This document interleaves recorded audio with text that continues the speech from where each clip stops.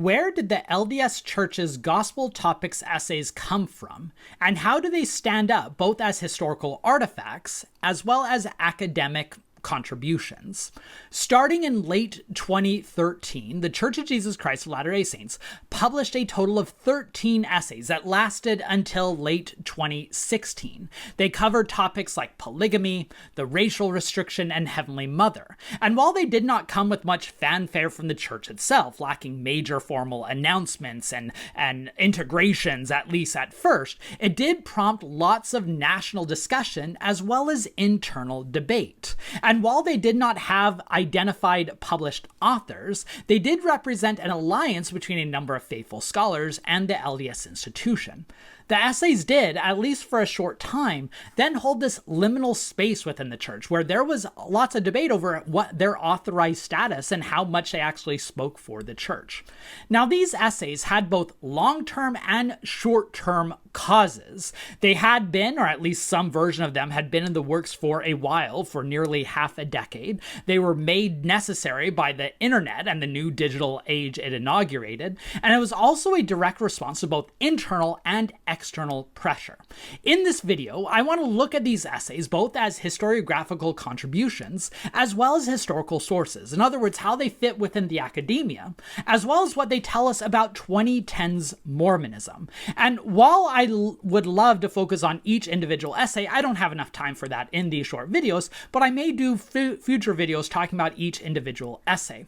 Instead, I want to look at the broader picture, the context that created these essays, and the context of these essays then created, because I believe they demonstrate some crucial tensions at the heart of the modern church: the necessity of engaging difficult issues, the balancing of transparency and orthodoxy, as well as the relationship between scholars and the institution. And just as a bit of a spoiler before I get into the meat of the discussion, while I have some reservations of a number of arguments and essays, in general, I'm a fan. I think these gospel topics essays were a huge step forward in the institutional church's approach to controversial topics, both in tone as well as in content. And while, of course, I have disagreements on a variety of different arguments, I believe that in general, these essays and the arguments found within them fit within a spectrum of responsible scholarship that all, like, smart academics can disagree on. So with all that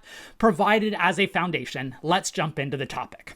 It would be hard to overstate how big of a change the gospel topics essays were and what they represented for the institutional LDS Church's approach to controversial issues. I mean, the previous major comprehensive attempt to address these types of questions, you'd have to go back to something like Joseph Fielding Smith's Answers to Gospel Questions, which, let's put it mildly, was very much more orthodox and dogmatic in approach and not acknowledging the difficulties. Even during the Arrington Camelot, when Leonard Arrington, an academic, was appointed church historian in the 1970s, they still were given explicit instructions not to directly address these controversial issues.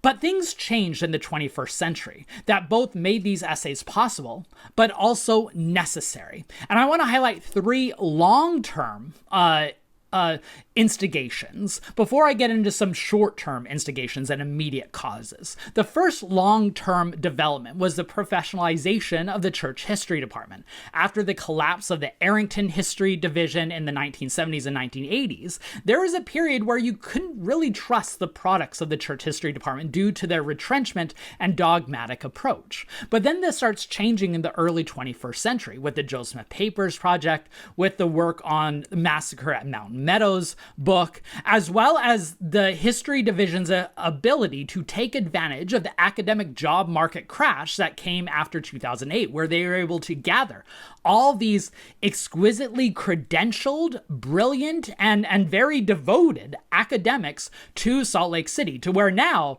the church history department in Salt Lake City probably has the largest congregation of PhD historians with an expertise in American religion anywhere in the United States, which meant they were equipped to tackle these issues.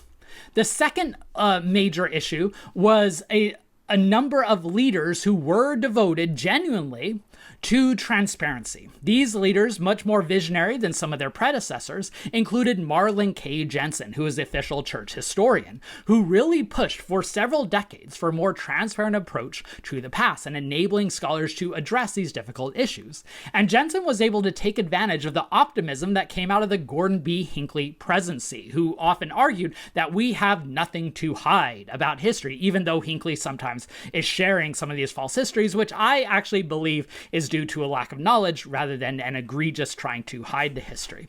And then, of course, even after Hinckley passed away and he is succeeded by Thomas S. Monson, who probably didn't have as firm of a stance one way or another. He wasn't at his best health during his presidency.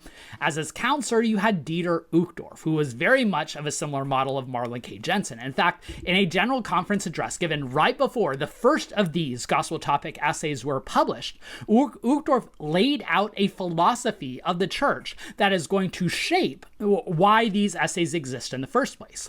It's the October 2013 general conference address titled "Come Join With Us," where he said, among other things, quote, "And to be perfectly frank, there have been times when members or leaders in the church have simply made mistakes.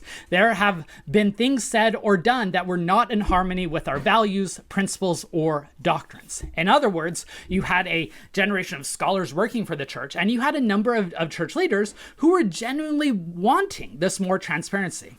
And then the third long-term cause is the threat caused by the new internet and digital sources. This is where these essays are not only possible, but necessary. The democratization of knowledge that came with access through all these websites, including websites that were not too fond of the church, and members being able to access, try to getting their answers to these questions from what the church saw as disreputable sites, meant that they should be able to create sites of their own. They're thinking about these antagonistic sites in their minds, like Think Mormon, Mormon Stories, and others that I'll get into.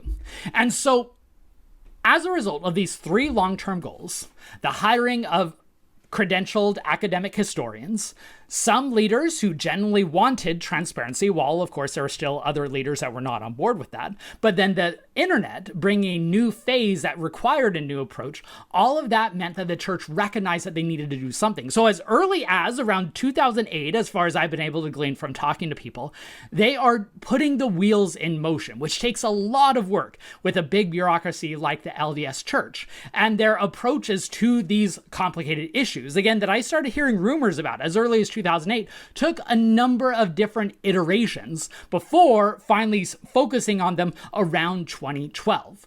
But in talking about these longer trajectories, the long-term context, we also shouldn't lose sight of the immediate context. What was going on in 2012 when the project officially started, and then 2013 when the essays were first published. By the way, before I go much further, just a reminder that if you enjoy this type of content where we use history to better understand the world around us, how we got to this point and where we might be going in the future, please make sure to subscribe to this channel. I try to do deep dives on topics every Monday. I connect the past to the present on Wednesday, and then on Fridays I pull back the curtains and talk about the historian's craft. And if you want to give back to this channel, I'm so grateful for the many of you who have chosen to give back to this channel that makes the time that I and my producer Anthony put into it worthwhile.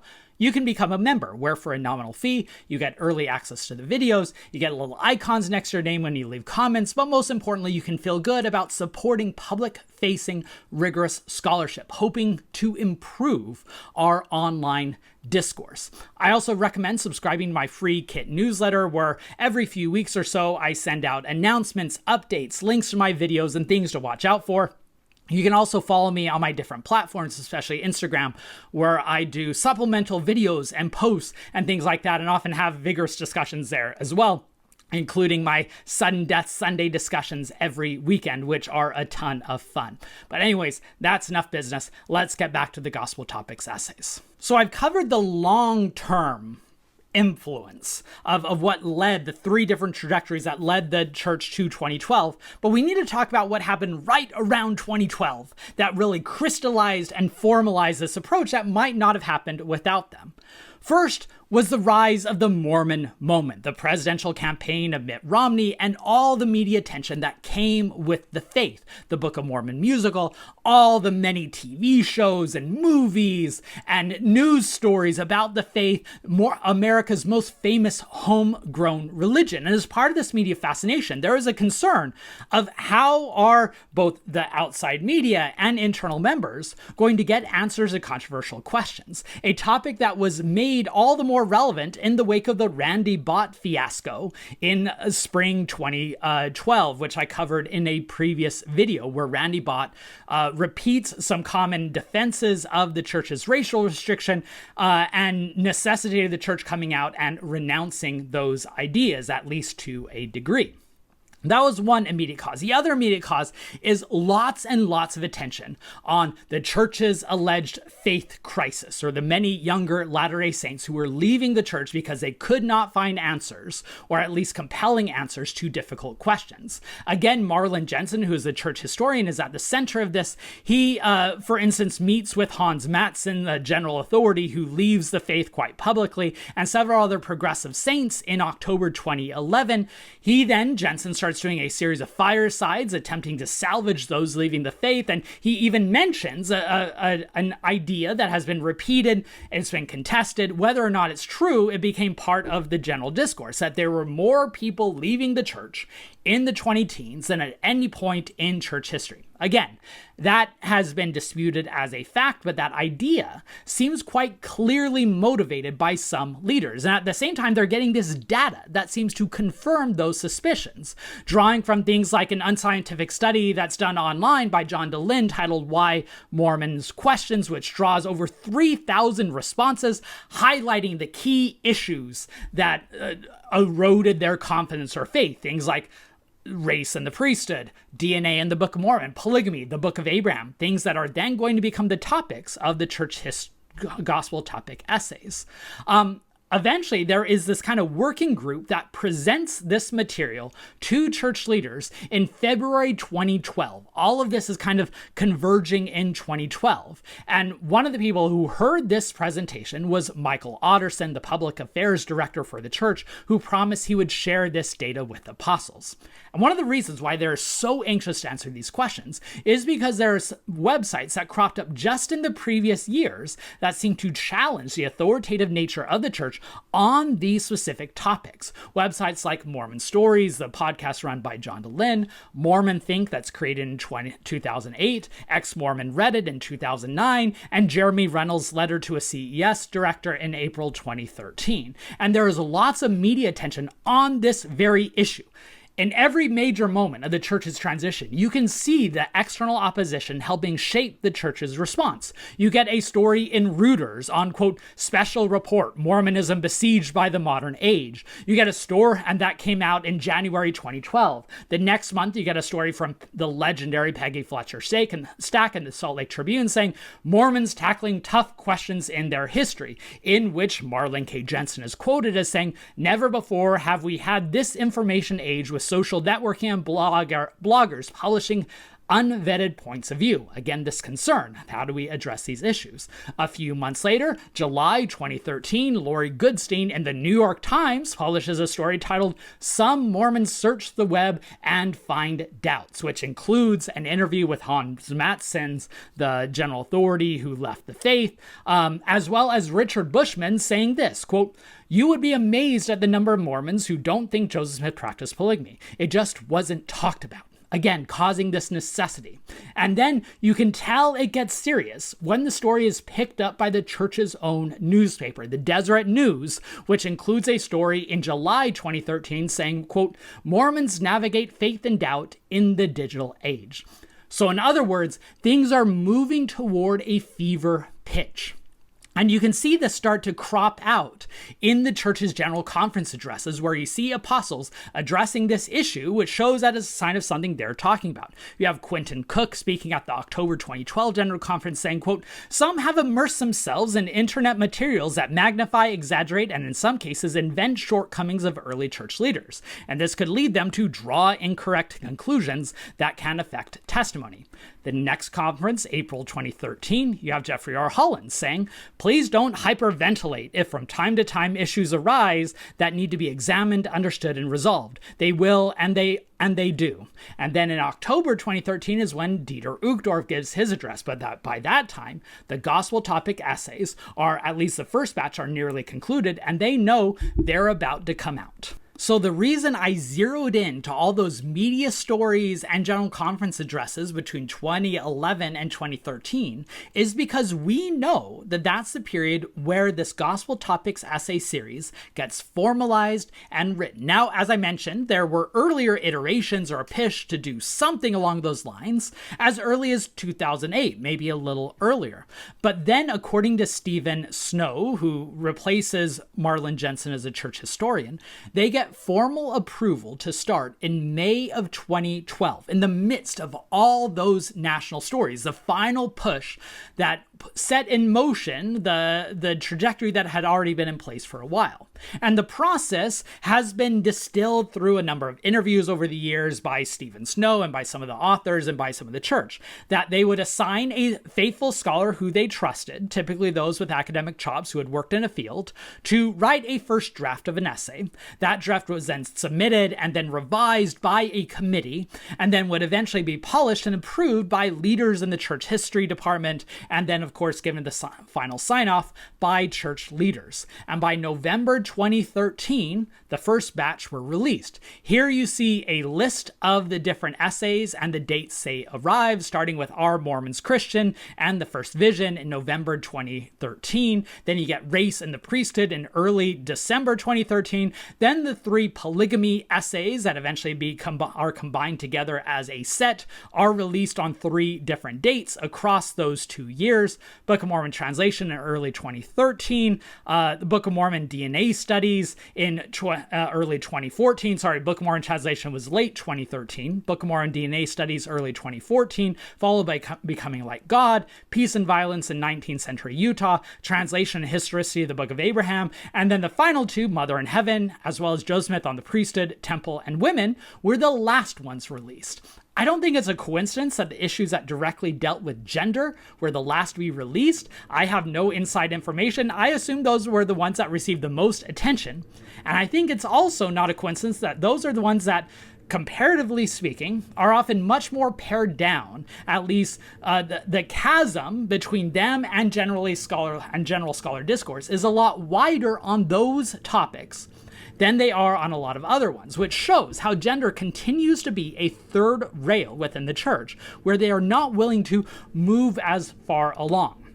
Now, those of you who might have been tapped into online Mormon worlds during this time might remember the massive frenzy that came as a result whenever one of these gospel topics essays dropped. As I mentioned, they typically went without fanfare. There might be a brief news release. There wasn't a major statement from the church, but then it would be picked up by online communities, blogs, websites, eventually podcasts, before being picked up by massive newspapers. I remember the one that came after the Joseph Smith and Polygamy one in the New York Times with the wonderful headline, it's official, Joseph Smith had over 30 wives, which, I mean, to scholars, that's been official for a while. I think it's significant, though, that the church did not put a lot of emphasis on it, which, at least as far as we can tell from insider accounts from those who have talked to church leaders in the decision process, this shows a degree of mixed opinion and competing views among church leaders on the value of these essays, how far they go, and what the church should do. There's no mention of them in General Conference. They're not a focus on any General Conference talks. At first, they're not integrated into church curriculum, which led some members to question whether they had authoritative status. They don't even have authors signed at the bottom, some members would argue. So how can we know if they're trustworthy?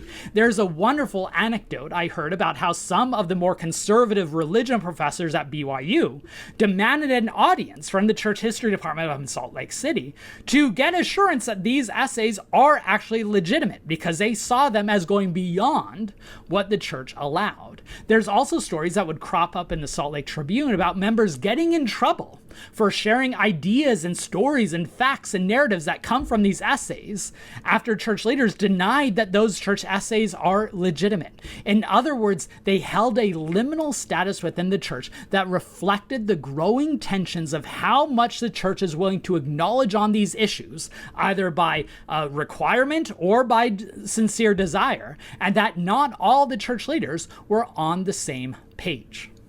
All right, so now I've talked about the essays as the product of a historical moment. Now I want to very briefly touch on how they are situated within broader scholarly discussions. Now again, I can't spend too much time on each individual essays. One of the reasons why I'm doing this video is so I can do future videos on individual essays, and I can just cite back to this video about the broader story and context, and I can focus on the particular content of each essay. But I wanted to at least mention a few general thoughts. My overall take is I thought these essays were a huge step forward. Again, it would be hard to overstate how much of a step forward these essays were compared to previous church attempts to address controversial issues. Take, for instance, Joseph Fielding Smith's answers to gospel questions. That said, of course, like any scholar looking at works, if I were to look at a collection of scholarly essays published by a university press, I'd have disagreements among them, just like I have disagreements with these gospel topics essays. I think they are incredibly uneven. Some of them do an excellent job. I thought the polygamy essays were fantastic, especially the manifesto and the end of polygamy, which was, to that time, the most explicit church concession on post-manifesto polygamy up until that point, then exceeded and built upon by the Saints volume, which I'll talk about in a bit. There are other essays that are a bit weak. I already mentioned the Mother in Heaven and the Women in the Priesthood essays as represented probably the ecclesiastical constraints placed on those particular authors. And again, as I mentioned before, the chasm between what those essays say and what the general academic consensus is a lot broader than the other essays. And then there are gospel topics essays, which I think are clearly the awkward result of mixed opinions among the authors. And the essay that immediately comes to mind is the Book of Abraham translation and historicity account, where there is a huge divide among Latter-day Saints about how to approach the Book of Abraham. Is it legitimately the translation of an ancient record? Or is it a revelatory text that Joe Smith used the papyri as a springboard? They use the springboard theory into getting a revelation. I might do a video on this topic at some point, drink for those of you who do the drinking game. But I thought that essay is so schizophrenic because you get some very strong arguments for the springboard theory, as well as some very strong arguments. I don't think they're very strong, but in their minds, I'm sure they see very strong arguments for it being a literal translation of a Book of Abraham text. But in general, I think the gospel topics essays, with the few exceptions, fit within a spectrum of responsible scholarly discourse. In other words, reasonable people can take up those positions, which was not the case with a lot of church literature on controversial issues before that. Now, if you want to dive into the scholarly assessment of each individual essay, there's thankfully a great volume published by Signature Books, edited by Matthew Harris and Newell Bringhurst, titled The Gospel Topics Essays, A Scholarly Engagement. Just like the gospel topics essays themselves, the contributions in this chapter are very uneven, but just to highlight a few of my favorite that are found in there, I thought Thomas Murphy and Angelo Bacca's essay on the Book of Mormon and DNA argument gives a very necessary indigenous perspective that sadly gets overlooked in the gospel topics essay on the Book of Mormon and DNA, let alone the broader discussion of the Book of Mormon. I thought Stephen Taysom's article on the Book of Abraham was also very smart in placing it within the broader context of how religious groups create scripture, a topic that Steve Taysom is one of our best scholars on. And I thought Caroline Klein and Rachel Hunt did a great job on the Mother in Heaven essay, showing both the limits and the potential. The limits of the essay and the potential of Mormon doctrine on that concept, bringing in the type of feminist theory that obviously the church was not too excited of including in the essay itself. Now again, I might do videos in the future on some of the individual essays, but that's my overall take on the scholarly value of those essays. I typically think that the gospel topic essays are much more successful as an institutional benchmark of understanding where the church is on these issues, which was a huge step forward than before, than they are useful as scholarly contributions. All right, I'll conclude this video by bringing us full circle. I started with the long background of the essays. Let's talk about some of the tale of the story, of the impact. Even though the essays started out with holding this kind of liminal space where the church seemed very reticent to acknowledge their authoritative status, that changed over the few years. Maybe that was always by design. Maybe a few voices won out. Maybe a few voices passed away that allowed the voices that wanted integration to happen. The essays eventually became embedded within institute curriculum and even a BYU religion class. All BYU students are now required to take the Foundations of the Restoration, which focus on these essays, which show how significant those essays now are for creating the Mormon mind.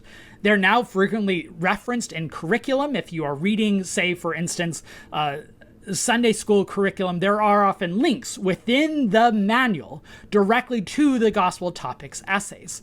They've also spawned more projects. Now that the church feels vindicated in the work performed by their credentialed academics, they gave those academics more works, like more gospel topics pages, as well as the topics and questions pages, several of which I covered last year on this channel. And they also, perhaps most importantly, laid the foundation for, once they were able to successfully, in the church's mind, approach these controversial topics, they could now write an institutional history, which means it laid the foundation for Saints, the church's 4-volume history of the church that, again, I may cover at some point in the future. So I think one of the best things that come out of the Gospel Topics essays is the vindication of the church history department and the wonderful academics who comprised it, and able to do more great works as a result.